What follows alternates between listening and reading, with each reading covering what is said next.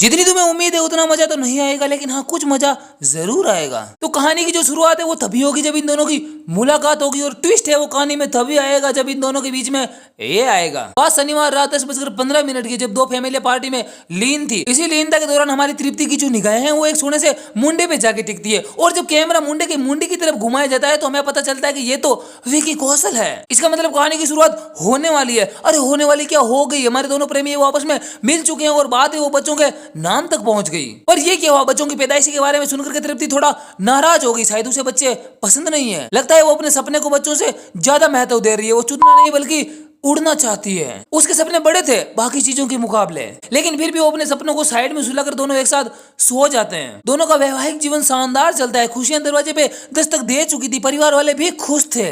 Train पटरी पे चल रही थी। विकी कौशल ऑलरेडी एक रईस बाप की औलाद था। पैसा उसके पास खूब था, और तृप्ति है वो डेली अपने सपने को बुन रही थी। लेकिन एक दिन ट्रेन है वो पटरी से उतर जाती है, और दोनों के बीच में इतना बड़ा झगड़ा होता है कि उसकी पूर्ति केवल तलाक से ही हो पाती है। इन दोनों की लव स्टोरी का होल्ड यहाँ पर हो जाता है, लेकिन यहीं से शुरू होती है एक नई लव स्टोरी जो इस बैड न्यूज का कारण बनती है। विकी के साथ बहुत समय बिताने के बाद भी तृप्ति तृप्त नहीं हुई, तो उसने एक नया बंदा फंसाया जिसे हम एमी वर्क के नाम से जानते हैं। दोनों एक मुलाकात में बात ही बात में पूरी रात काट लेते हैं। इस तरह ये दोनों बंदे एक ही म्यान में दो तलवार डालकर अपने ही पैरों पे कुल्हाड़ी मार देते हैं। जब तृप्ति प्रेग्नेंट होती है तो डॉक्टर के द्वारा बोले गए शब्द है वो तृप्ति के साथ साथ सबको टेंशन में डाल देते हैं, क्योंकि तृप्ति के पेट में दो बच्चे थे और दोनों इन दोनों के थे, क्योंकि दोनों ने बराबर ली थी और दोनों की बराबर मौजूदगी थी। और अपनी इस मौजूदगी का फल पाने के लिए दोनों बहुत कंपटीशन करते हैं, इंप्रेशन जमाते हैं, और यहाँ तक कि सुपर ओवर भी करते हैं। लेकिन तराजू के जो दोनों पलड़े हैं वो बराबर रहते हैं। लेकिन आखिरी के 10 मिनट में विकी कुछ ऐसा कर जाता है कि पलड़ा है वो उसकी तरफ झुक जाता है। वो दो बच्चों के साथ साथ तृप्ति का दिल भी